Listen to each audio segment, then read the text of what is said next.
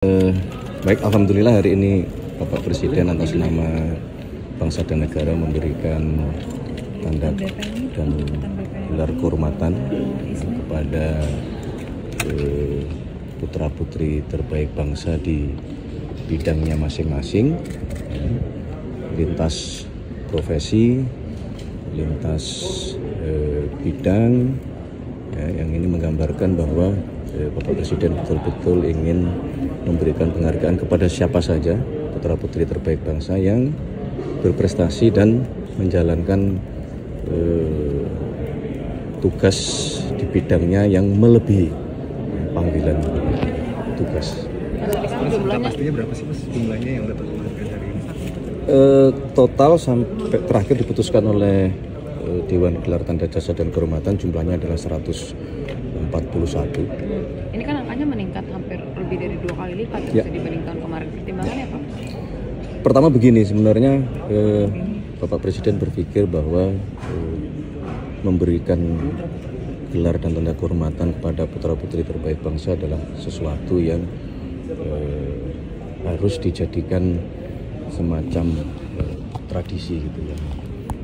Kita nampaknya selama ini agak sedikit kurang di dalam memberikan penghormatan karena dari 141 juga banyak diantaranya yang saudara-saudara kita itu belum pernah mendapatkan penghormatan atau penghargaan sama sekali dari negara, padahal di bidangnya masing-masing mereka sangat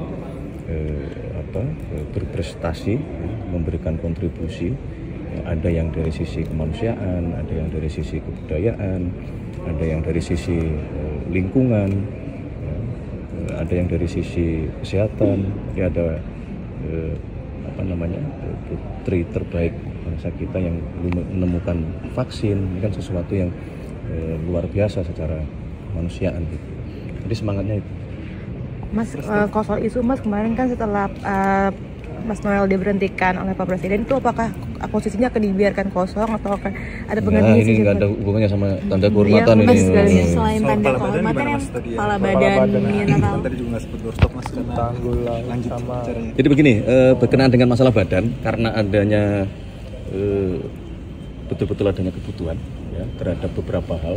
Contoh misalnya dalam hal ini beberapa kali juga sudah disampaikan oleh Bapak Presiden, dan sebetulnya itu sudah sejak tahun 90-an rencana itu juga sudah disusun sebetulnya itu berkenaan dengan pembangunan Giant Sea Wall atau tanggul pantai utara Jawa. Sebagaimana yang kita ketahui, studi mengatakan bahwa setiap tahun ya, terjadi penurunan muka tanah terutama di pantai utara Jawa, dan saudara-saudara juga perhatikan beberapa tempat hampir rutin terjadi rob, sementara kurang lebih berdasarkan data hampir kurang lebih 20 juta warga yang tinggal di pesisir pantai utara. Nah, ini kan harus ada penanganan yang kemudian karena kebutuhan itulah dibentuklah Badan Pengelolaan Pantai Utara Jawa.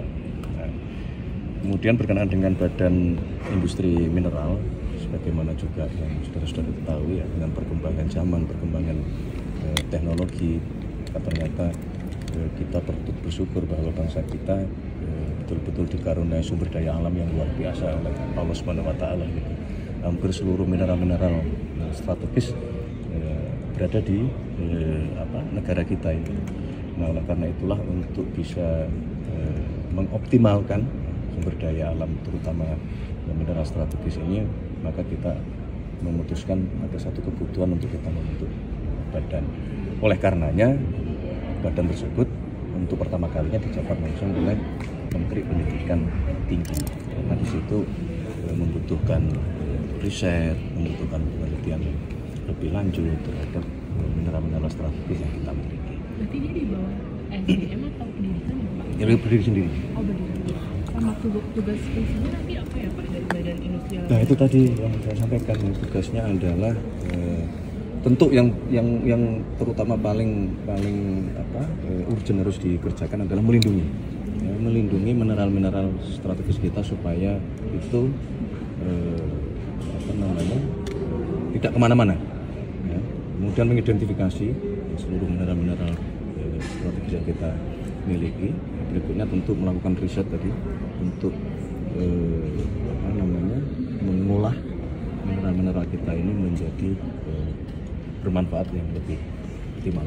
Mas, ada kekhawatiran kalau Mendikti-Saintek ini kan pasti tugas PR tanggung jawabnya juga sudah berat sebagai Mendikti, kemudian juga di badan yang baru ini, mungkin untuk menjawab kekhawatiran tersebut apa sih Mas pertimbangan paling utamanya? Justru karena posisi beliau sebagai Mendikti ya, justru itu menjadi pertimbangan kunci bahwa kita menunjuk beliau supaya pada saat nanti harus misalnya ya dalam tataran teknis itu bekerja sama dengan lembaga-lembaga riset, dengan perguruan-perguruan tinggi, maka itu justru akan mempermudah kerja badan ini.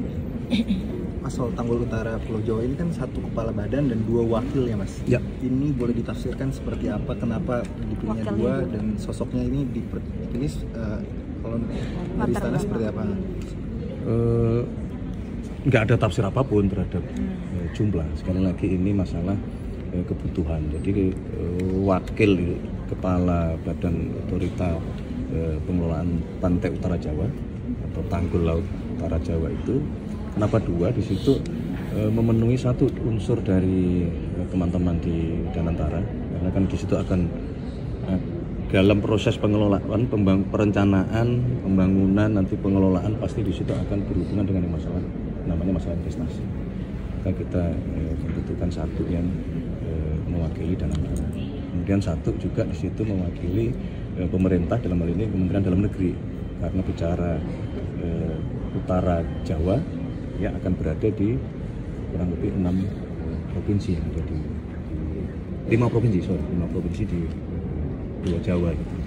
Jadi lebih kepada masalah kebutuhan, nggak ada tafsir mengenai jumlah. Berkantor di mana? Soal demo Mas. Kita belum monitor demo. Kita lagi konsentrasi memberikan penghormatan kepada beliau-beliau yang betul-betul berjasa bagi bangsa dan negara. Terima kasih. Tadi ada Mas Ramang, pesepak bola legend, ada Mas Mardi Lestari, pelari, mungkin adik-adik belum mengenal ya. Artis juga tadi ya. Artis ada Pak Jaja Miarja, ada Chris Kenat, ada almarhum Benyamin sepanjang hidupnya mendedikasikan untuk menjadi pencipta lagu, penyanyi dan seterusnya, mendidik generasi muda. Luar biasa semua. Terima kasih ya. Terima kasih. Jangan lupa like, comment, share, dan subscribe channel Media Gemadika.